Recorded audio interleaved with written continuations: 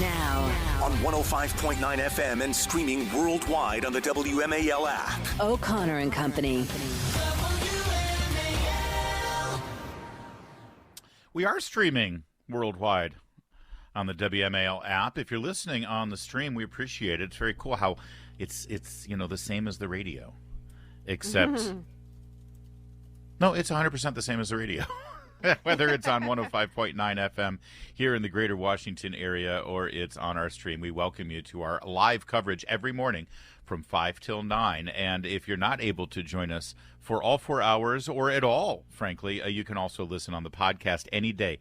You're out of town, you're not able to get to the internet, you're sleeping in. Download the podcast. Subscribe to and download the podcast wherever you get your podcasts. It's O'Connor and Company, and you'll be up to speed on everything that we do. It's Larry O'Connor alongside this morning Patrice Onwuka on a Thursday. Good morning, everybody. We just had a hot topics last half hour, I felt like, Larry. Yes, the Charlie Kirk. Well, listen, say it again, and I like Charlie, and Charlie has a way of getting people talking, and that's part of our job here. Got us talking today. It is. Listen, we are often talking, though, about the crisis at our border that has been engineered by the Biden administration and his incompetent cabinet secretary, Alejandro Mayorkas. When Trump said we got to control our border, we got to be fine with legal immigration, but the illegal immigrants, they got to stop breaking the law. If they want to come to this country, we'll have an orderly process to do it, but we got to be able to vet. And we, as the United States of America, we have every right on the planet to decide who we allow into our country and who we don't allow into our country. It's that simple. It's part of our national sovereignty. Yes, I mean, thank you. And the likes of Jim Acosta and George Stephanopoulos and don't even get me started on the MSNBC crowd. That's outrageous. You're violating the sacred, bound in law, constitutional truth of the poem on the base of the Statue of Liberty, which, of course, is literally a poem. It has nothing to do with our laws. But there's always this myth that they hearken back to the great immigration that we saw in this country from the late 19th century into the early 20th century, when through a legal process, our nation determined that for various reasons, mostly for economic reasons and manufacturing reasons, but yes, in some part because of the interest in maintaining the spirit of this nation, which would always be a melting pot of different regions, nations, and cultures, that we would encourage legal immigration because demographically and economically, our nation not only required it, but we desired it for further sustainability. Did I describe that well? I think I did. I mean, you said a lot of stuff I agree with, Larry. And everybody at that time, you always look back, and of course, if you've ever done the tour of Ellis Island, it's so historic, it's so wonderful to look at all of those millions of people who were processed legally through Ellis Island, coming from Europe mostly. And of course, by the way, they were all screened for their shots. They were given inoculations. If they had diseases, if they were carrying viruses, they were held. If you go to Ellis Island, you will see that there are holding areas where people, if they were infected, they had to stay there. They wouldn't get off that island until they were clear of any diseases. In some cases, they died there and were never able to make it to Manhattan. Well, for those of you who look back wistfully and say, that's what our immigration is supposed to be about, and Ellis Island, Ellis Island, Ellis Island, how dare you, Donald Trump, how dare you, many Republicans, determine that we shouldn't have a sovereign border because Ellis Island, Ellis Island. Well, here's a statistic for you. At this point, in the last 3 years, under Joe Biden, almost as many foreign nationals have entered this country illegally, without due process, without vetting, without screening, without inoculations, without any of the protocols that we saw during the heyday of legal immigration in this country. Almost as many foreign nationals have come into this country illegally in 3 years than legal processed foreigners at Ellis Island in 60 years. 6 decades at Ellis Island of legal immigration, and that number is basically the same now as Biden's illegal immigration. Do you recognize how many waves of legal immigrants from different countries, Italians, Jews, Slavics, I mean, so many different waves of immigration that enriched our nation, but did so through a legal process, an orderly process, and compare that to what we have today? It's outrageous, and it's a great analysis outrageous. done. Brianna Lyman at the Federalist did this analysis, and it's a number that everyone thinks, oh my gosh, all that immigration from 1892 to 1954 at Ellis Island. It was 12 million. 12 million legal immigrants passed through Ellis Island. We have had nearly 12 million illegally cross our border under this president. And, I mentioned inoculations. I mentioned making sure that there's screening. Yeah. In Chicago, the health department has now confirmed that the illegal immigrants who have come into that city and have been housed in public spaces like parks and tennis courts and boys clubs that, of course, were paid for with tax dollars to help the citizens and people of Chicago. Well, a good number of them, according to the Chicago Health Department, have confirmed tuberculosis infections. My goodness. And they brought it here. Well, so you see, this is interesting because over the past few years, particularly under the Trump administration, when the issue of illegal immigrants coming who have not been screened for health conditions came up, people were called xenophobic for raising that as an issue. They're saying, how dare you talk about illegal immigrants as though they're carrying disease? But here's the truth: if you come to this country legally, you absolutely have to demonstrate the shots that you've taken for some of these very Patrice. contagious. Larry, how would you know about that? How would I know? Look at my arm. I don't know if you can see it right now, but I have the marks from the inoculations I had to have when I was 3 years old coming into this country to ensure that me and my family did not bring any infectious disease. There is nothing wrong in setting a standard, particularly around health. And then, lo and behold, you have 2020 and you have a global pandemic. And suddenly it is no longer racist to say, we want to make sure that everybody coming to this country is not coming with an infectious virus. So it's just despicable to see how the Biden administration and his henchmen and henchwomen in the media and in the Democratic Party are more than willing to allow this kind of behavior. Hold that passion and energy, because we have more stories about the negative impacts of this president's border policies or lack thereof. And by the way, during the pandemic, it was still racist if you thought that people were coming in here with COVID, especially if they were of Chinese descent or Asian descent. That's right. They'll always use racism when you can. For those wondering, Patrice did, in fact, just roll up her sleeve and flash me her arm. So yeah, it is. You could actually see my mark still here on my shoulder. Your biceps are looking pretty tight. I do work the curls a little bit, yeah. So, and I have 60-pound kids. I'm always there it is. That's it. All right, a little bit more on the disastrous border policies, and specifically about how the criminal element, that the Laken Riley, but what about all the people who get killed from legal immigrants? Yeah, it's funny. Everyone said Laken Riley was it's a one-off. It's a one thing. You don't make a whole policy. Well, that one thing that hardly ever happens seems to be happening on a daily basis now.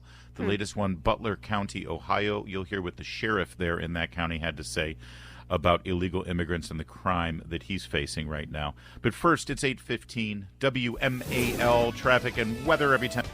WMAL. Making sense of the news. Live from the Home Paramount Pest Control Studios. Home Paramount, the leader in pest control since 1939. WMAL's Free Speech Forum is back Sunday, June 2nd at the Birchmere. Details online now at WMAL.com/Free Speech Forum. All right, in Butler County, Ohio, they have apprehended a murder suspect, and it turns out that he has quite the record. He had been deported 7 times. My goodness. Prior to his latest arrest for murder. And again, this is Butler County. This is not the border down in Texas. Yeah. This is not New Mexico. This is not California. This is the center of it all, the heart of it all, Ohio likes to say of themselves, Butler County. Here's the sheriff, Richard Jones, yesterday during a press conference about this murder and arrest. Now, I've spoke a lot.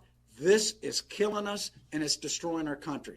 Everybody, it's affecting all of us. In Butler County, times the 3,300 counties in the United States. These people aren't doing anything, and they're causing it. It don't matter who elected them, what they done. We've elected these people, and they're not responsible is what they're telling us. That's Butler County. Now in New York, 8 illegal immigrants were arrested. They're squatting. We've talked about the squatting thing, which is not squatting. This is not squatting. This is theft. These are people stealing people's homes and living in them.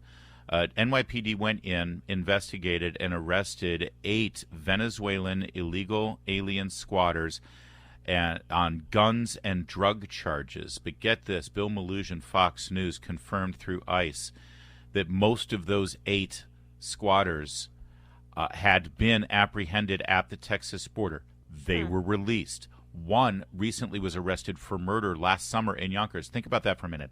Arrested for murder last summer in Yonkers, in the country illegally, and he was released and walking the streets.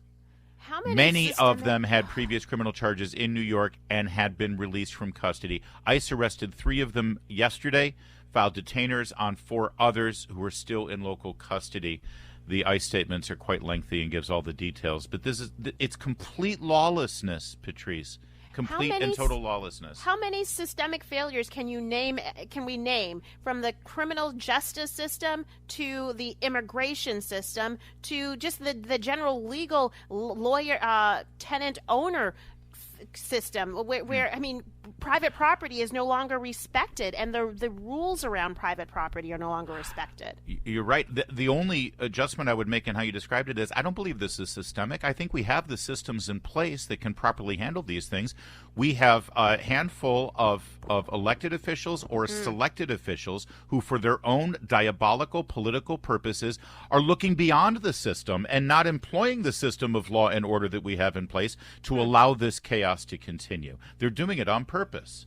They want to change the demographic nature of our country, and they think that will yield to political wins in the long run. That'll yield in the short run to more money for different districts. I mean, it is disgusting, the reason why they're allowing this. But to bring it back to how we started this show today, we were talking about swing states. We're talking about who's leading in swing states, Ohio being one of them. And we're talking about the fact that President Biden is running behind President Trump. And I absolutely believe that immigration and the southern border is a big key reason why so many independents, even Democrats and conservatives, are saying, no, we can't do another 4 years of this. Meanwhile, here in the greater Washington area, and specifically in Virginia, which really should be a swing state when you see this, it's, of course, hitting home here as well. Governor Youngkin drew attention to a barbaric killing of a canine police dog protecting his owner, a correctional officer. There was a prison attack in Virginia. It was all headed up by MS-13 gang members, which I'm told by Joy Reid and Joe Biden is a myth. There is no MS-13. What are you talking about, MS-13? Well, the 4 inmates of the Sussex State Prison, 3 of which are directly tied to the MS-13 gang, were involved in a prison attack that left the canine dog murdered. I shouldn't use the word murdered. Murdered is specifically for human beings, but killed by these, as Glenn Youngkin put it, barbaric MS-13 members. He said that there would be swift justice against them. Did you mention in that they were illegal immigrants at the time of their arrest? Yeah, I maybe I didn't. It was implied through the subject, but yeah, again, it's and you know it's hard to get your suburban Northern Virginia moms who drink Chardonnay and make themselves feel good because they have a sign in their front lawn about how hate has no home here. It's hard to get them really concerned about a young 14-year-old girl who is sexually assaulted and murdered by MS-13 gang members. But I know they all love PETA. And they all love puppy dogs. So maybe now they'll get really interested in the fact that these MS-13 gang members who were in the country illegally because of their party's policies and because of Joe Biden just killed a beautiful dog who was doing his duty to protect his master. It's 8:22. Eggs. Who doesn't like eggs? I love eggs. You feed an army over there, Patrice Onwuka. And eggs are, well, they used to be a nice, affordable way to make sure kids got a lot of protein to start their day. Or I actually like eggs for dinner, too. A nice omelet for dinner is wonderful. But eggs are a big part of our diet, a big part of your diet over there? You know, we use a lot of eggs, and even in preparing, fried chicken, eggs are in everything. Well, get ready to pay more for your eggs. Oh, boy. Largest producer of fresh eggs in the U.S. has had to temporarily halt their production in Texas because they detected bird flu in the chickens. company announced this Tuesday. The virus was also found at a facility in Michigan. This is a brand new strain of bird flu that we were told yesterday that Joe Biden is monitoring it closely. Yeah, sure.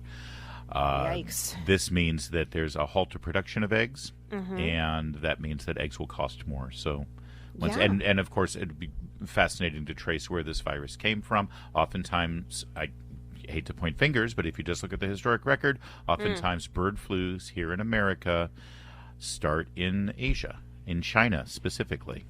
Well, let's hope that, this really, it will increase egg prices. Remember, they had spiked to over 50% last year because of something similar.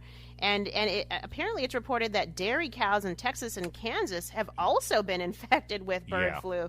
So let's hope this doesn't spread to all of our means of meat and poultry, because what are we going to be left? We're going to be turned into vegans or vegetarians? It is, I mean, you're already hearing that drumbeat where, the people who were trying to push us off of eating these foods and eating, soy-based fake meat products are saying, see, glad for this. This is why. They celebrate this kind of thing. They do. Because they hate humanity and they want to re-engineer all of us.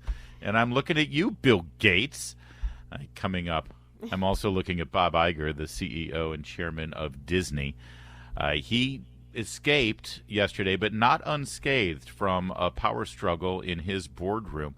What's it all about? And is ESG losing right now in corporate America? We'll speak with Will Hild next. WMAL-FM, Woodbridge, Washington, a Cumulus media station. Making sense of the news. News Talk 105.9. News. 8:36 here as we wrap things up for O'Connor and Company over the next 30 minutes when we hand it to Chris Plant. But we'll be back tomorrow, by the way, too. I want to remind you. And we have plenty to do now. It's Larry O'Connor alongside Patrice Onwuka. Patrice, look who's here. It's Will Hild. Okay. Will Hild, Executive Director of Consumers Research, who honestly, when I first met Will probably 5-6 years ago, Mercedes Schlapp introduced me to him and said, you got to meet Will. He is the tip of the spear on corporate America turning woke, about how these great American brands like Coca-Cola and American Airlines and United, Delta, all these other, Disney, have completely embraced, because of a couple of investors or because of a couple of leaders of international hedge funds, have embraced these policies that will completely change our country and change our culture outside of Congress, outside of a president or a governor. And boy, oh boy, Will Hild, you certainly were the canary in coal mine, beating the drum about ESG and these other corporate policies. So thank you for joining us to give us an update. Absolutely. Thanks for having me. Let's start with Disney. Yesterday, Bob Iger appeared to win control of the board, but boy, he spent a lot of time and energy because he was terrified to have one voice on that board that actually dared to challenge his woke policies. Yeah, it really speaks to how fragile this entire house of cards is when it comes to corporate wokeness, because the reports say they spent basically millions of dollars fending off changing out one board seat that would simply come in and bring a different perspective and say, hey, maybe we shouldn't be focusing on woke activists and woke politicians and picking fights with the governor of Florida, where our biggest theme park is. Maybe we should focus on our customers. And they spent millions trying to fend that off. And getting back to the ESG portion of it, they really only won because they ended up having BlackRock and Vanguard and the other big asset managers side with them. Well, it's so interesting, well, just to take a bigger picture approach and looking at ESG and DEI, and frankly, a lot of these corporations, part of what was driving them is that their leaders had executive compensation packages or requirements, meeting quotas around enabling or enacting ESG and DEI policies. And so that's why I think we started to see so much of the spread of this in corporate America. What's the status now? Are we continuing to see corporate performance around DEI quotas, around ESG quotas? Is that still something that's strong, or are we starting to see that wane? That's a fantastic question, and it's sort of a mixed bag. After our campaigns against BlackRock, we saw them start to pull back from the number of new activist shareholder proposals that they supported. So, one of those common shareholder proposals, you rightly note, was tying executive compensation to these ESG metrics. We saw that in a number of different industries, not just Disney, but in oil and gas companies and publicly traded utilities.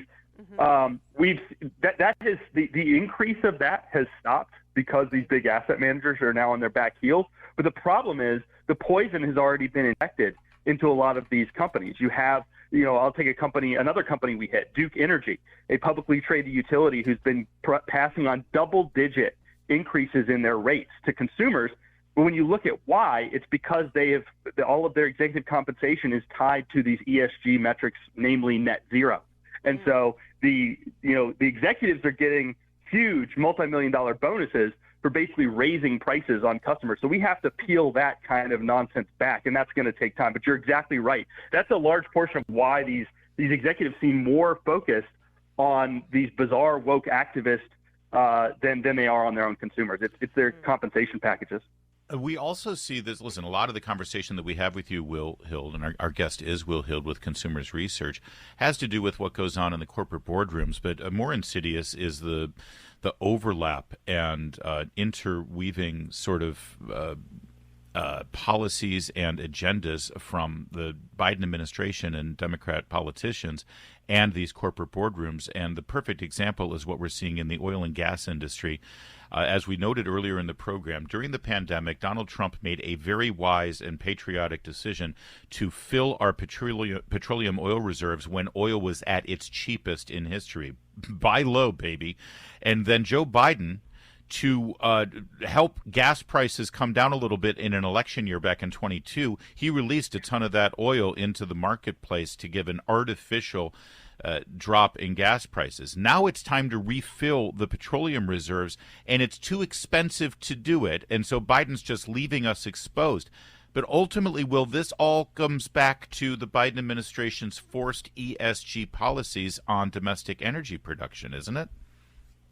That's exactly right. The reason that energy prices are high is because of a combination of government policy coming out of the Biden administration, as you rightly note, but also years of underinvestment in new oil discovery and recovery. And that is because of these ESG metrics, both because it restricted the financing for new, smaller companies at the banking level, but also because large asset managers, again, like BlackRock, were pushing the big producers like Exxon and Chevron away from their core mission, which is, of course, oil and gas recovery and bringing that to consumers, and onto boondoggle, so-called green projects, which aren't green at all, but we don't have to get into that, and basically getting them away from their core mission. And tying it back to the Disney board fight, sort of the peak of them doing that was in, I believe, 2021 or 2022. They put 3 radical environmentalists on the board of Exxon with the express purpose of getting them out of the core business of oil and gas and into this other nonsense, which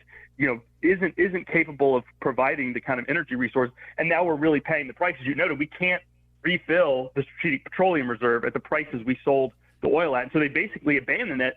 And at a time when geopolitics is getting more and more complicated and unfortunately more and more heated, we are left with half of what we had ready to go if we have some sort of conflict. Yeah, and it all boils down to an agenda that people did not vote for, but end up having to suffer with because of corporate America and these very small handful of hedge fund managers and investment bankers who call the shots. Will Hild, thanks for bringing it to our attention, as always. Thanks for having me on. Always love to be on here with you. It is 8:50 now on O'Connor and Company this Thursday morning. Thanks for joining us. There's a new study out now, Patrice, that I think should be making headlines everywhere. In fact, it should be one of those groundbreaking medical, did I say survey? I meant a medical study. This is a 15-year landmark study out of Europe that tracked more than 2,700 children from the ages of 11 to their mid-20s. That is massive. Conducted in the Netherlands, and it specifically had to do with gender-confused or gender-questioning children. And the study finds that the vast majority of those children grow out of it, that it is, in fact, a phase. It is a phase that children go through and dealt with facts and compassion and caring and discipline. The children grow out of it.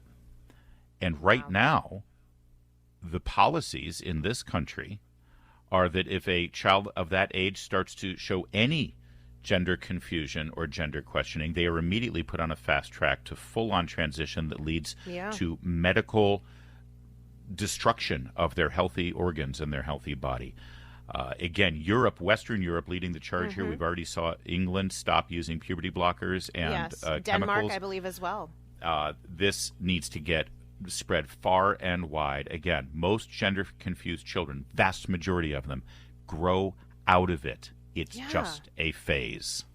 Well, see, this is what has been missing from the discussion around trans issues, particularly around for children and adolescents. It has been that element of, you do know that we all have gone through a phase in our lives when we were your age where we didn't feel comfortable in our bodies because our bodies are changing, because we're growing hair, growing limbs, things that we didn't have, feelings, emotions, hormones. All of this is going on in you, and your mind is not able to wrap itself around what's going on.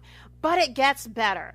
And you will blossom, and things that you don't like about yourself, either they will change naturally or you can change them when you are old enough to make those decisions for yourself.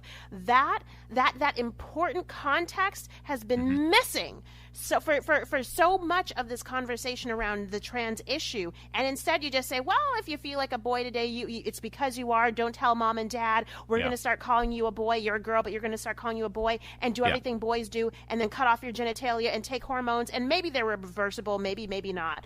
That is really what real care looks like, when you tell the truth and you tell it in love and you give a broader picture than just a very narrow slice. And dare I say, trust the science. It's one of the many great shames that this generation will have to deal with decades from now. 8:53.